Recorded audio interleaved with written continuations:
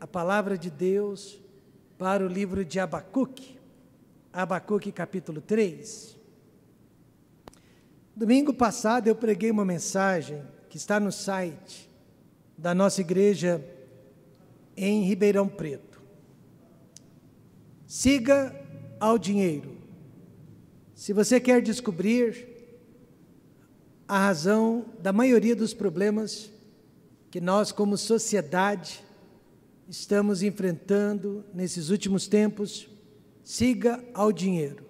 Se você seguir o dinheiro na sua vida, bem como na vida de outras pessoas, você vai descobrir a causa de tanto sofrimento, de tantos desapontamentos. A palavra de Deus diz que o amor ao dinheiro é a raiz de toda espécie de males. Parece exagero, mas não é. Parece uma generalização, mas não é. Inspirado pelo Espírito Santo, Paulo nos garantiu que por detrás de todo sofrimento jaz o amor ao dinheiro. Por detrás de todo sofrimento socioeconômico jaz o amor ao dinheiro. Se você tiver tempo, assista àquela mensagem e eu creio que biblicamente você vai obter respostas para muitas coisas que você está vendo, percebendo, mas não tendo uma explicação. A palavra de Deus explica tudo e explica muito bem. Abacuque 3, verso 17.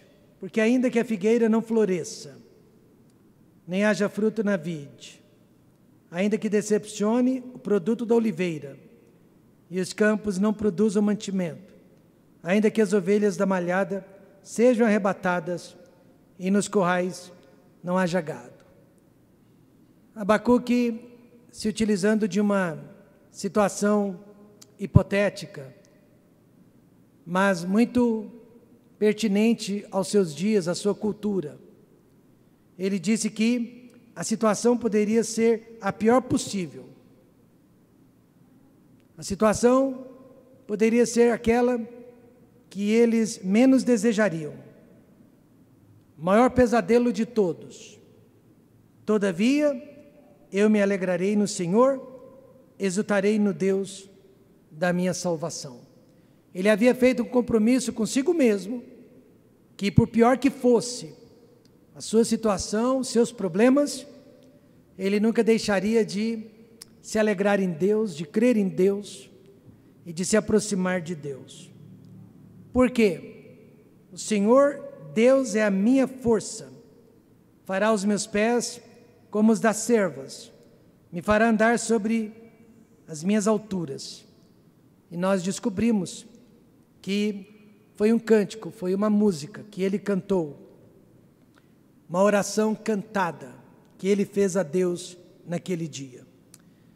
Pai querido e glorioso, neste momento nós vamos discorrer sobre o cântico, sobre a oração do profeta Abacuque. Nós, ó Pai, precisamos de encorajamento, nós precisamos, ó Pai, de sermos revigorados, porque a luta, ó Deus, tem sido muito grande. Nós, pastores, estamos lidando todos os dias com muitos problemas. Nós temos os nossos próprios, mas também, ó Pai, Deus nos chamou para que carregássemos o fardo de tantas outras pessoas, mas nós somos seres humanos, nós somos limitados e precisamos de renovação espiritual e renovação física para que possamos dar conta do ministério que Deus tem confiado a nós. Falo por mim, falo pelos demais pastores, com certeza, o fardo tem sido muito difícil nesses últimos tempos, pois que queremos ficar somente dentro da palavra de Deus. Não queremos nos desviar nem para a esquerda, nem para a direita. Mas mesmo assim, nós conseguimos ofender pessoas e contrariar pessoas com a nossa visão de mundo, que cremos estar baseada na palavra de Deus. Mas, ó Pai, nós pedimos que a oração de Abacuque, o cântico do profeta, venha nos abençoar nesta noite, venha nos fortalecer, venha, na verdade, renovar a nossa visão de tudo que está acontecendo ao nosso redor. Possamos sair daqui, ó Deus, fortalecidos na fé, revigorados.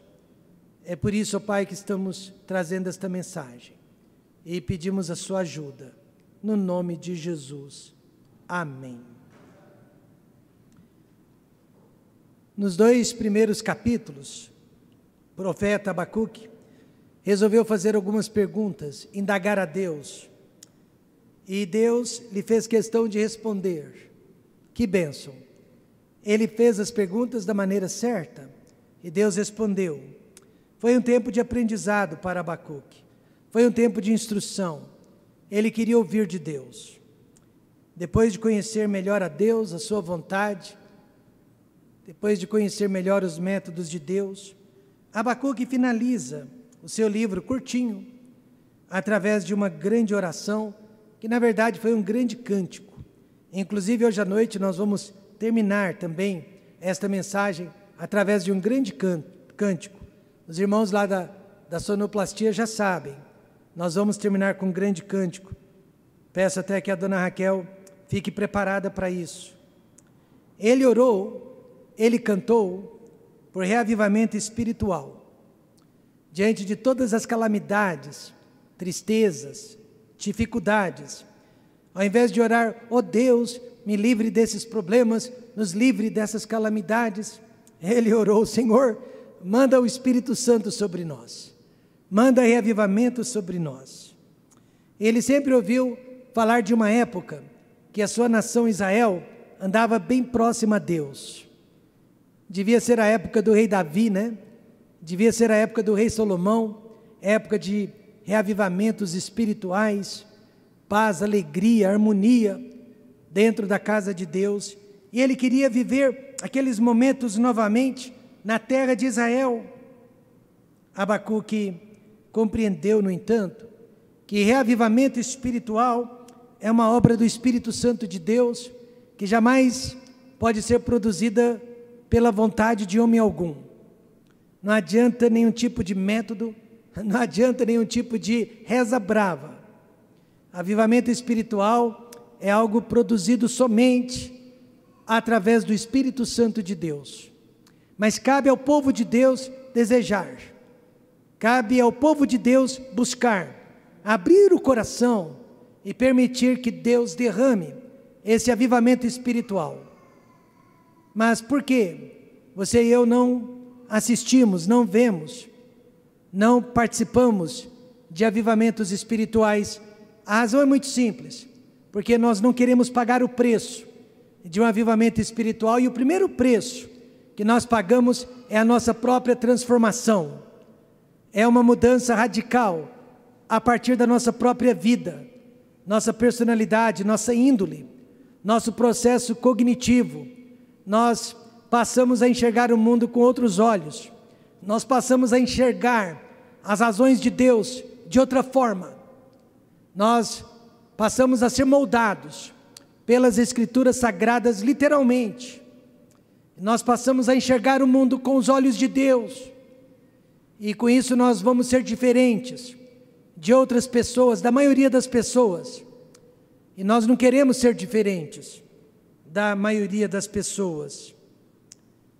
Por isso nós não experimentamos mais avivamentos, porque nós não queremos pagar este preço, que é a imagem de Jesus Cristo na nossa própria vida.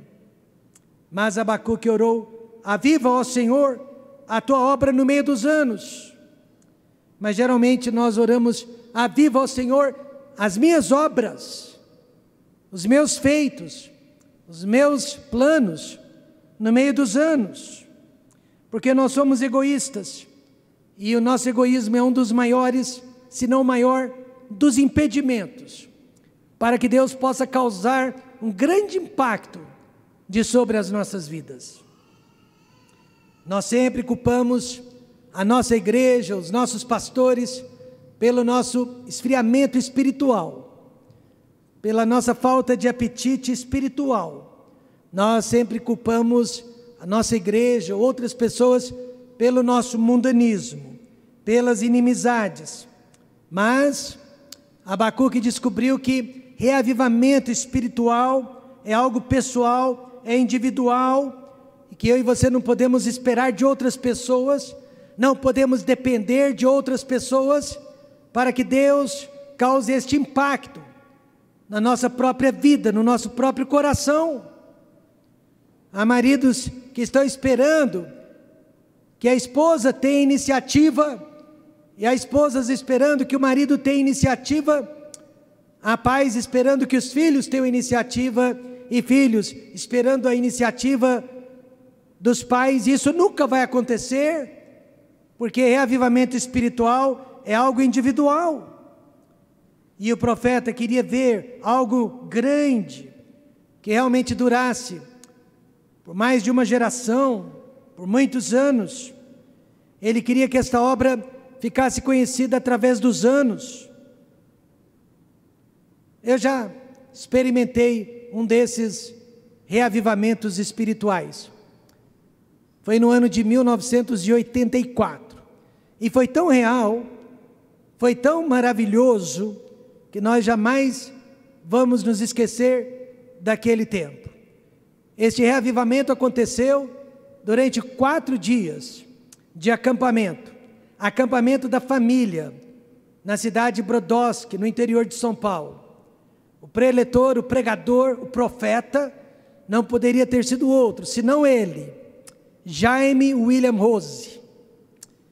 Ele entrava naquele quartinho de oração, por volta das 7 horas da manhã, e ele só saía por volta das 7 horas da noite. Ele passava o dia inteiro orando a Deus, e quando ele vinha para o culto, ele parecia um anjo do Senhor. Sua pele resplandecente, seus olhos cintilantes. Ele parecia que era um homem que veio do espaço, cheio do Espírito Santo, dominado pelo Espírito Santo. Ele trazia as mensagens, e quando ele terminava, antes de terminar, o altar estava cheio de pessoas, chorando, com a boca no chão, lágrimas molhando aquele assoalho, pessoas clamando pela misericórdia de Deus, confessando os seus pecados, suas culpas, suas mazelas, sendo purificadas, sendo perdoadas, sendo lavadas, levantando-se daquele lugar, sem nenhuma culpa mais, perante o Senhor Deus dos céus. Quando nós terminamos aquele acampamento, havia uma transformação genuína em nossas vidas. Nós éramos em várias igrejas, voltamos para os nossos lares, voltamos para as nossas igrejas transformados. Aquela transformação durou muito tempo. Os cultos estavam fervendo, as pessoas frequentavam os cultos, não havia ausentes, só havia presentes. Almas começaram a ser salvas, os cultos passaram a ter uma outra significância, e durante a semana nós éramos luz, e nós éramos sal da terra, no nosso local de trabalho e na nossa escola. Mas nada é para sempre, a não ser a nossa salvação, amém, irmãos? E com o tempo, aquele reavivamento foi perdendo forças, e nós nunca mais experimentamos outra coisa igual. Abacuque queria passar por algo semelhante. Ele sabia que dias piores estavam pela frente, e ele sabia que a melhor forma de enfrentar esses dias piores seria através de um grande reavivamento espiritual da alma, do coração, do espírito. Mas ele sabia que ele e o seu povo não mereciam um reavivamento espiritual, mereciam sim o julgamento que estava sendo preparado da parte de Deus, e por isso ele orou. Na tua ira, lembra-te da misericórdia. Na tua ira, lembra-te da misericórdia. Como podemos abraçar nesta noite a oração que Abacuque fez ao Senhor nosso Deus naquele dia? Primeiro, saiba que foi uma oração de louvor. Quantos concordam que nós precisamos da igreja para louvar a Deus? Não existe essa história de que eu louvo a Deus na minha casa, não existe. Porque Deus habita no meio dos louvores. Foi uma oração de confiança e foi uma oração de entrega total. E creio que você e eu podemos fazer esta oração também. Primeiro, veja comigo o louvor da oração. A sua glória cobriu os céus e a terra encheu-se do seu louvor. Com certeza, a oração de Abacuque, que na verdade foi um hino cantado, foi para a honra e a glória de Deus. Como sabemos disso? Por causa da expressão musical Selá, que aparece várias vezes neste texto. E se Selá, uma pausa musical, aparece num texto, trata-se de um texto musical. E eu quero te mostrar os elementos que precisam fazer parte de um verdadeiro louvor a Deus. Eu sei que há muitas músicas sendo cantadas hoje nas igrejas, mas nem todas elas dignificam a Deus, nem todas elas são louvores espirituais, nem todas elas são cânticos espirituais. Para ser um cântico espiritual, precisa conter esses elementos. Primeiro, honra e glorifica o nosso Deus e não a nós mesmos. O hino que dignifica a Deus não fala do homem, fala de Deus. Amém, irmãos? Não fala dos meus sentimentos, mas fala dos sentimentos de Deus para conosco. Segundo, declara as obras de Deus, o que Ele tem feito por nós e não o que nós temos feito por Ele. Repete quem Deus é, repete o que Ele tem feito e não o que nós somos e muito menos o que nós temos feito. Coloca o homem no seu devido lugar, que é o lugar do pecador, abaixo de Deus sempre, e cria confiança no poder de Deus e cria confiança nas obras de Deus. Eu creio que nesta noite nós cantamos verdadeiros louvores a Deus.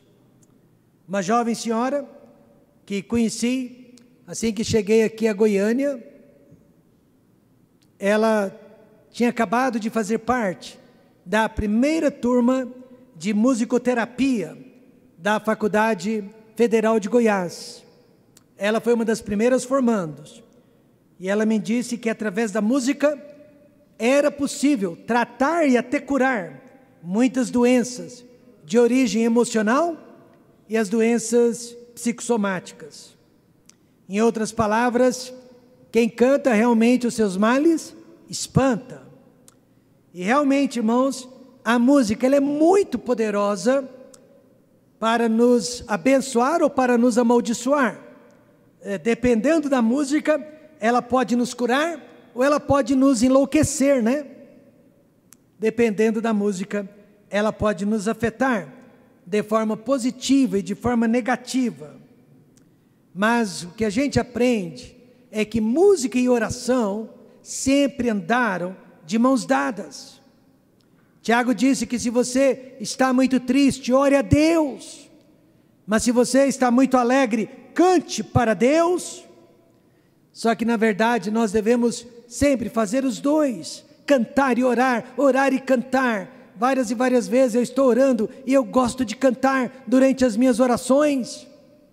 Eu gosto de cantar 1 João 1,9. Se confessarmos os nossos pecados, Ele é fiel e justo para nos perdoar os pecados e nos purificar de toda justiça. Aí eu fico animado, eu me levanto e eu começo a andar pelo meu quarto cantando de novo e repetindo, porque oração e cântico sempre andaram de mãos dadas. Veja o que Abacuque disse no versículo 6.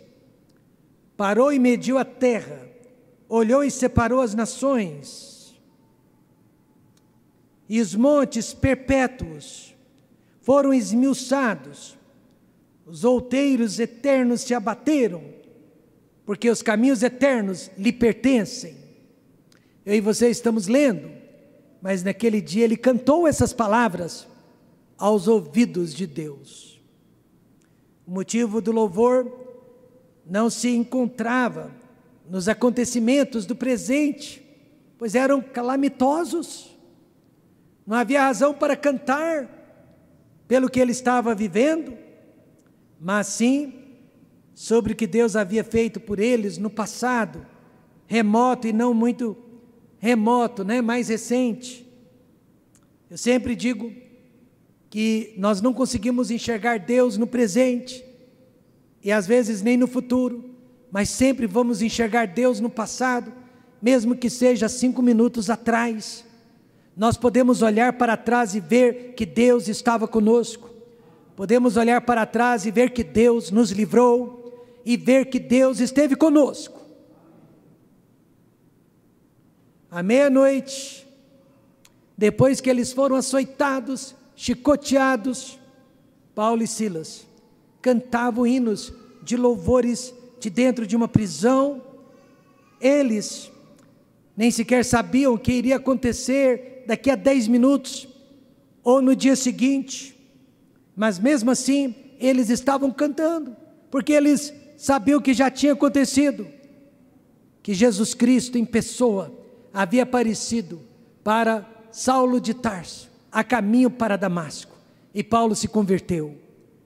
Paulo já havia realizado a sua primeira viagem missionária, milhares e milhares de almas haviam sido salvas através do poder do Evangelho. O primeiro concílio da igreja já havia ocorrido na cidade de Jerusalém, e muitas outras coisas já haviam acontecido para fortalecer a fé daqueles 2 homens.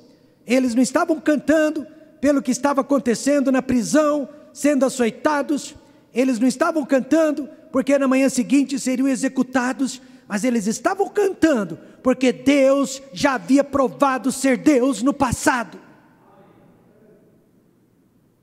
Deus já havia livrado aqueles 2 homens no passado, e logo aquele presente seria passado também, amém, irmãos? E a boa notícia, essa pandemia vai virar passado, e nós vamos olhar para trás e ver que Deus cuidou dos seus filhos, Deus cuidou do seu povo.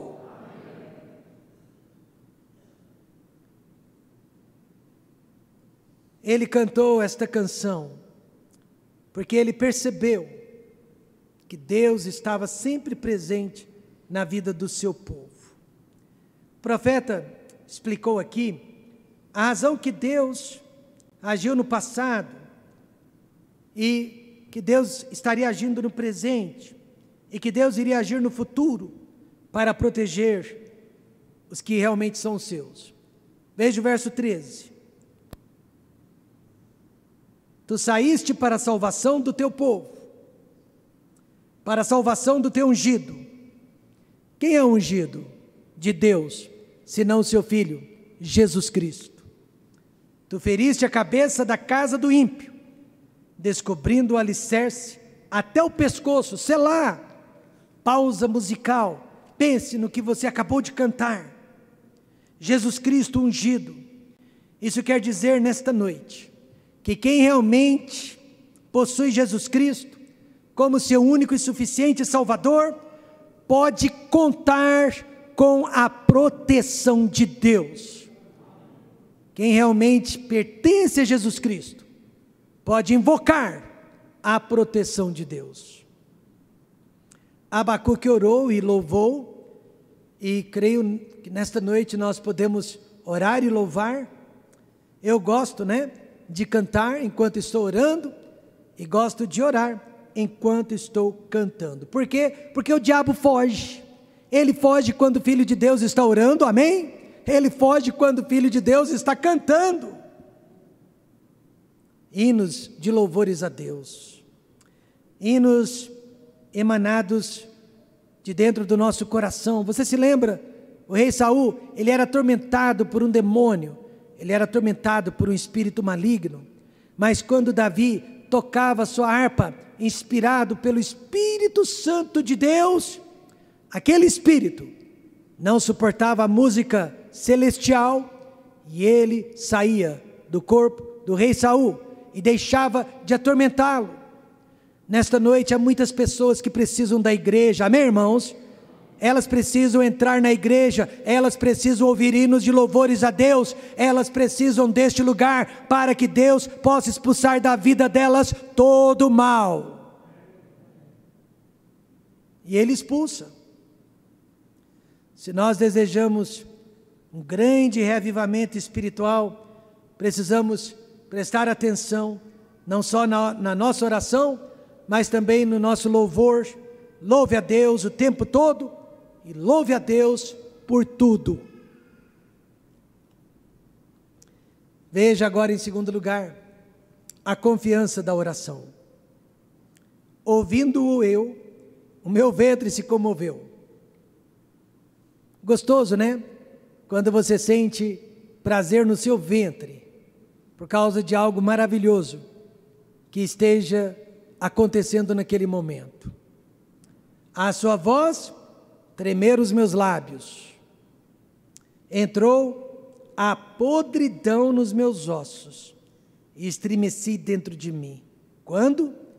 No dia da angústia. Descansarei quando subir contra o povo que invadirá com suas tropas. Espere aí. Isso ainda não havia acontecido, mas iria acontecer, e Abacuque sabia disso. Por isso, o homem, por mais importante que seja, por mais rico que seja, por mais inteligente que seja, na hora do perigo, ele irá tremer de medo. Em 2 ocasiões eu vi o poderoso Senado norte-americano, de onde saem as decisões mais importantes que abalam o mundo. Por 2 vezes eu vi senadores e senadoras se escondendo de medo. A primeira vez foi no 11 de setembro, quando eles pensaram que um avião cairia também sobre o Congresso. Eles se esconderam de medo.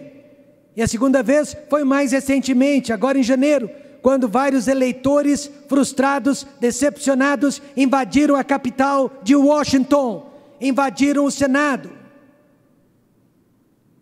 Mesmo as pessoas mais poderosas, mais importantes do mundo, vão tremer de medo no dia da calamidade.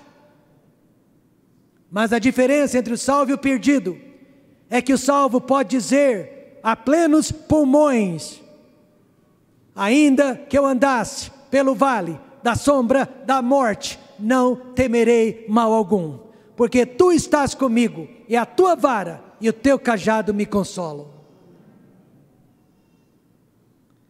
Abacuque disse: o meu ventre se comoveu, a sua voz tremer os meus lábios. Ele estava se referindo ao dia que as tropas da Babilônia iriam invadir a nação de Judá, matando famílias inteiras, filhos, pais, e levando o que sobrasse para o cativeiro.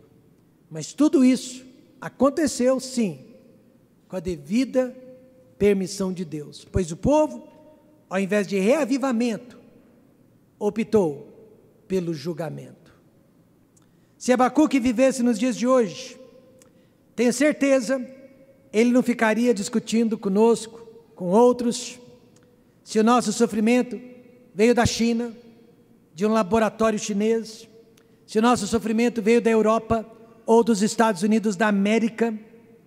Ele não estaria colocando a culpa da nossa calamidade neste ou naquele líder político, mas ele saberia, como eu e você precisamos saber nesta noite, que Deus está no controle. Esta é a informação mais importante que eu e você precisamos abraçar nesta noite, e nós não vamos recebê-la dos noticiários, mas nós já recebemos desta palavra: Deus está no controle. Amém, irmãos? Deus está no controle de todos os acontecimentos no mundo e na nossa própria vida particular. Deus está permitindo a globalização diante dos nossos olhos. Deus está permitindo as pandemias diante dos nossos olhos. Deus está permitindo as restrições sociais diante dos nossos olhos. Pois tudo isso, irmãos, é uma preparação para o cumprimento, talvez da mais importante profecia de todos os tempos, que se chama o período da grande tribulação, que há de vir sobre o planeta Terra. Durante este período de 7 anos, as profecias do Apocalipse serão cumpridas na íntegra. Jesus Cristo irá abrir um livro contendo 7 selos. Através dos 7 selos, 7 anjos tocarão 7 trombetas. E dentro das trombetas, 7 taças da ira de Deus serão derramadas de sobre esta terra. Se você duvidava do livro de Apocalipse até um ano atrás, agora você não tem o direito de duvidar mais. Amém, irmãos? Você não tem o direito intelectual de duvidar mais. Veja que tudo que o homem mais tem medo irá acontecer durante este tempo. Pandemias. Nós já estamos ouvindo as nossas autoridades científicas dizendo que haverá muitas outras pandemias, e haverá mesmo. Eu não preciso deles para me dizer, a palavra de Deus já garante, haverá mais pragas, haverá mais pandemias, piores do que essa, para as quais não haverá cura, não haverá vacina, em tempo recorde. Haverá mais pandemias. E se você está com medo, receba Jesus Cristo como seu único e suficiente Salvador. Seja salvo. Tenha o nome de Cristo dentro do seu coração, porque esta será a sua única salvação. Haverá mais pandemias. Haverá terremotos como nunca se viu. Haverá guerras mundiais, maiores do que a primeira, do que a segunda. Haverá destruição quase que total da fauna e da flora. Já repararam como que os homens estão idolatrando a natureza? Antigamente era aquecimento global, mas não dá mais para dizer, né, que a Terra está sendo aquecida, então eles mudaram a terminologia, agora eles dizem mudanças climáticas. E eles acham que eu e você, com as nossas mãos, somos capazes de destruir a terra, criada por Deus. Eles acham que o planeta Terra, criação de Deus, é muito frágilzinho, e que nós estamos destruindo esse planeta, e não haverá mais um lugar para os nossos filhos e netos. Não, meus amados, durante a grande tribulação, Deus vai mostrar para os homens, Ele criou o mundo e só Ele pode destruir esse mundo. E Ele vai destruir mais que a terça parte da fauna, mais que a terça parte da flora. Deus irá mostrar para os ativistas do Greenpeace que não são os homens que podem destruir a natureza, mas somente as mãos poderosas de Deus. Veja Apocalipse 8, verso 7 e verso 9. Como é bom contar com a palavra de Deus, amém, irmãos? Ter uma visão de mundo bíblica. Se a sua visão de mundo vem da Rede Globo, você é uma pessoa confusa. Paulo fala sobre pessoas que se consideram sábias, mas se tornaram nécias, porque estão dependendo do mundo. para construir sabedoria. Apocalipse 8 garante: e houve saraiva e fogo, misturado com sangue, foram lançados na terra, que foi queimada na sua terça parte. Queimou-se a terra, queimou-se a terça parte das árvores, toda a erva verde foi queimada, morreu a terça parte das criaturas que tinham vida no mar, perdeu-se a terça parte das naus. Em uma visão profética, Abacuque viu a sua nação, Israel, sendo invadida, queimada e destruída. Mesmo assim, ele não culpou a Deus, culpou a si mesmo, culpou o seu próprio povo. Veja o que ele disse nos versos 17 e 18: porque ainda que a figueira não floresça, nem haja fruto na vide, ainda que decepcione o produto da oliveira, e os campos não produzam mantimento, ainda que as ovelhas da malhada sejam arrebatadas, e nos currais não haja gado. Quer uma situação pior que esta? A sociedade dele dependia da agricultura. Se fosse nos dias de hoje, ele diria: ainda que não haja sistema bancário, ainda que não haja eletricidade, ainda que não haja internet. Imagine, ainda que o sistema hospitalar esteja totalmente colapsado, todavia, eu me alegrarei no Senhor, exultarei no Deus da minha salvação. Na hora da calamidade, nós sempre perguntamos, né? Por que Deus? Por que o Senhor permitiu que mais de 2,5 milhões, já estamos chegando perto de 3 milhões de vidas perdidas por causa dessa Covid-19? Por que Deus permitiu, neste tempo de pandemia, a morte de muitos pastores? O mais próximo de nós foi o pastor Aguinaldo Araújo. Eu sei de famílias inteiras que foram ceifadas, pai, mãe e filhos. E não são poucos os casos. Por que Deus permitiu tanto sofrimento? Só que Abacuque, ele sabia que essa pergunta não era sábia, aliás, seria errada. Antes, ele habitou no poder de Deus, e ele decidiu confiar no poder de Deus, na pior das situações e na pior das consequências. A figueira pode cessar os seus frutos, o gado pode parar a sua produção, mas Abacuque disse: Deus continuará sendo Deus. Ele é a única situação imutável nesse mundo. Todas as outras coisas vão sempre mudar, todas as outras coisas vão sempre ser transformadas. Só Deus não é transformado, só Deus não é mudado, só Deus é para sempre. Esta era a consolação do profeta. Um dos pais da Constituição norte-americana, Benjamin Franklin, ele era constantemente zombado, satirizado pelos seus pares franceses, filósofos franceses, porque os franceses, eles não podiam admitir que uma Constituição nacional, a Carta Magna de um país, podia ser baseada nas Escrituras sagradas. Eles não podiam crer que a Constituição norte-americana pudesse ser baseada neste livro, através dos valores judaico-cristãos. Então eles sempre zombavam de Benjamin por causa disso.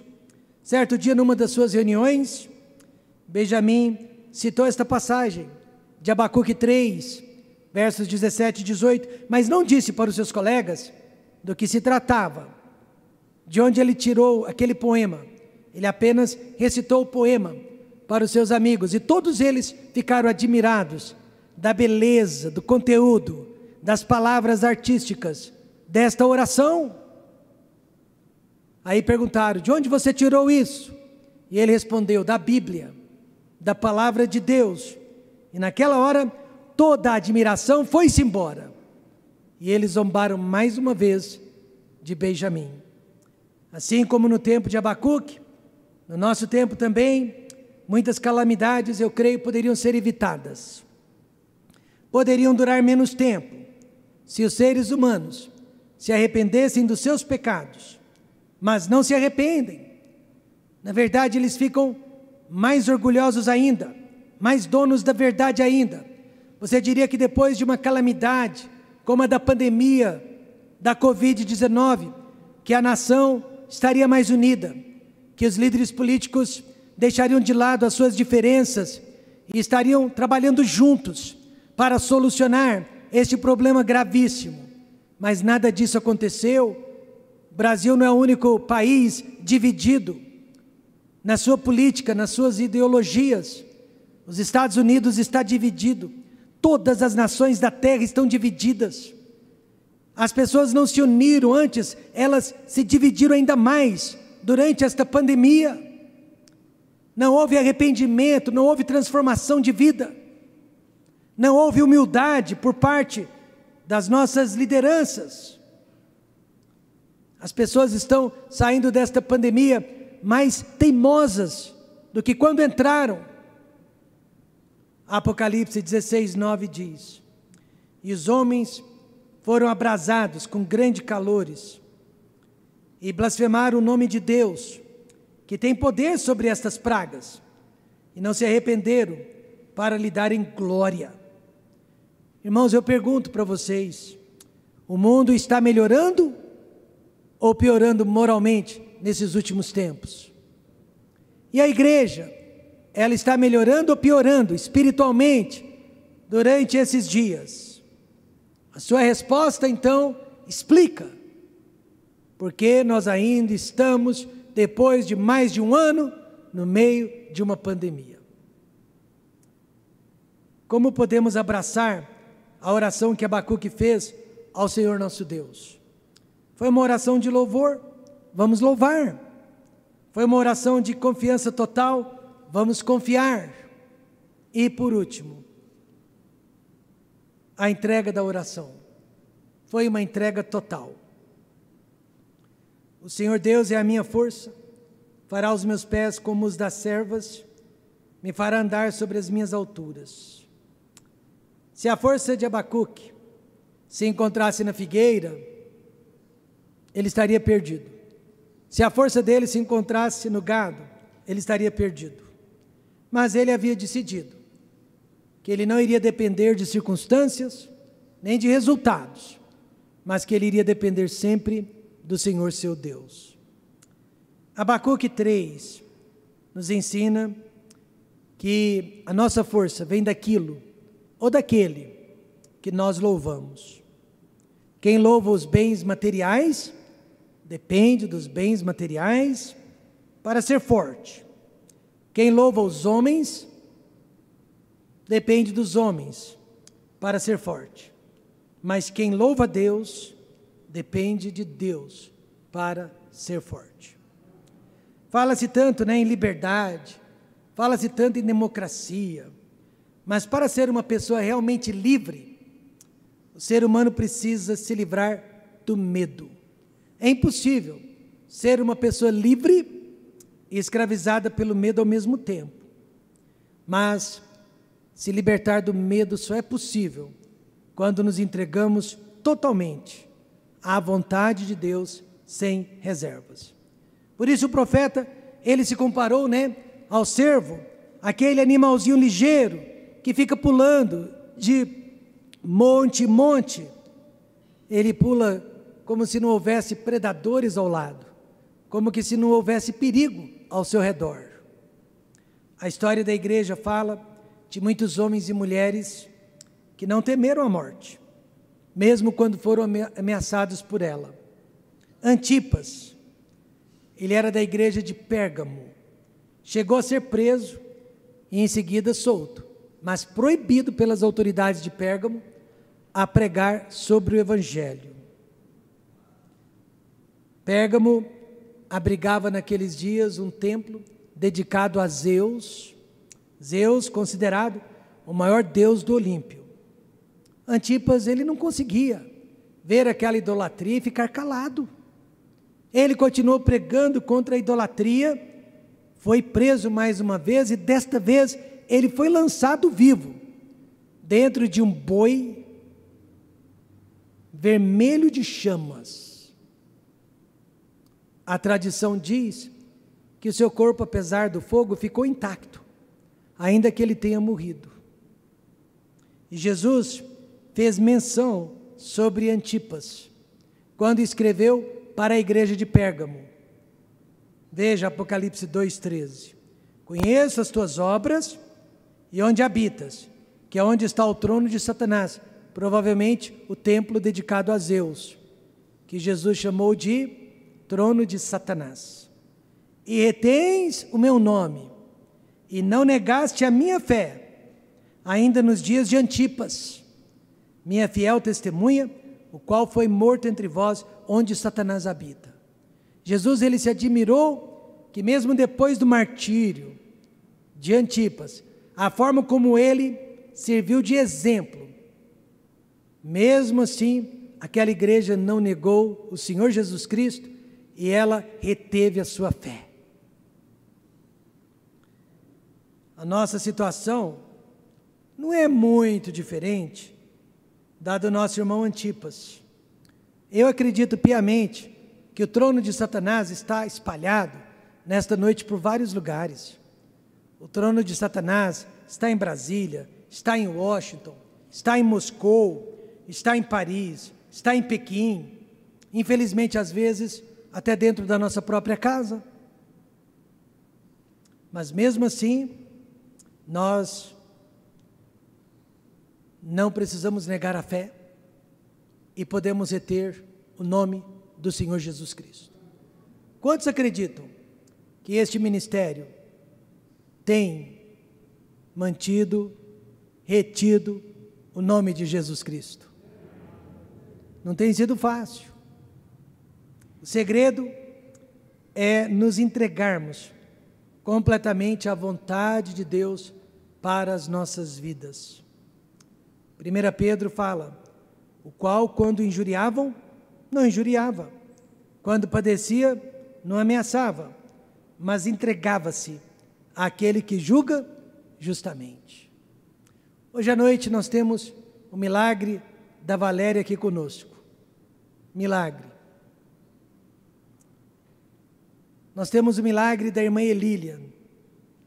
Falei com ela momentos antes do culto. Há 3 semanas, eu liguei para o pastor Marcos, e ele e os irmãos dele, que são de outra igreja, de outra denominação, escuta, se uma hora eu estiver no hospital, entre a vida e a morte, podem pedir oração para os católicos, podem pedir oração para os pentecostais. Amém, irmãos? Podem pedir oração. Eu não tenho nenhum problema com isso. Nenhuma dificuldade com isso. E os irmãos do pastor Marcos, apesar de serem de outra denominação, estavam realizando um culto de oração com ele. E isso eles fizeram todos os dias, todas as noites. E o Marcos me colocou ali no Viva Voz, e eu ouvindo aqueles homens clamando pela misericórdia de Deus. E hoje à noite eu posso lhes garantir, o milagre foi resultado de oração.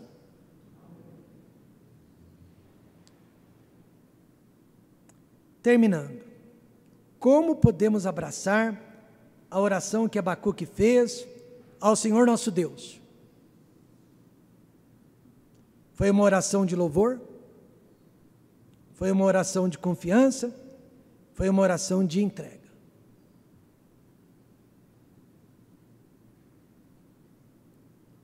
Nós vamos cantar nesta noite também. Quem pode cantar, canta. Quem ainda não é salvo, ore. Não cante, ore. Aceitando Jesus Cristo. Ore, confessando os seus pecados e aceitando a Jesus Cristo. Mas quem pode cantar, cante. Nos coloquemos em pé. Vamos cantar o cântico de Abacuque. Simplificando, não temerei. Não temerei.